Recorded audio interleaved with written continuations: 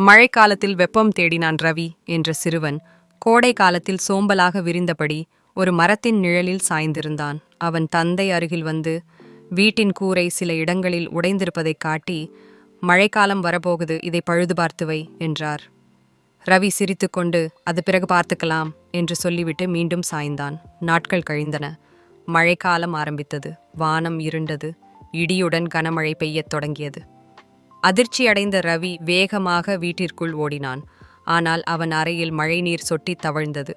மெத்தையும் பொருட்களும் எல்லாம் நனைந்துவிட்டது. அவன் குளிரில் நடுங்கிக் கொண்டு ஒரு மூலையில் உட்கார்ந்தான். அப்போது அவனது தந்தை வந்து அவன் மேல் ஒரு போர்வையை போட்டு வைத்தார். மெதுவாக, நேரத்தில் செயல் செய்திருந்தா இப்படி நடந்திருக்காது என்றார். ரவிக்கு மிகுந்த வருத்தமாயிற்று. மழை சொட்டும் கூரையை பார்த்தவாறே சிந்தனையில் மூழ்கினான். பழமொழி, தேவைப்படும் நேரத்தில் செய். பொருள், ஒரு செயலை செய்ய வேண்டிய நேரத்தில் செய்கிறோம் என்றால்தான் அதன் பயன் கிடைக்கும்.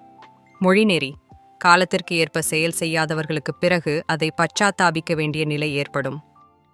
முருகப்பெருமானை நம்பினால் சேனலை லைக் செய்யவும், உங்கள் எண்ணங்களை கமெண்ட் செய்யவும், வீடியோவை பகிரவும் மற்றும் சேனலுக்கு குழு சேரவும்.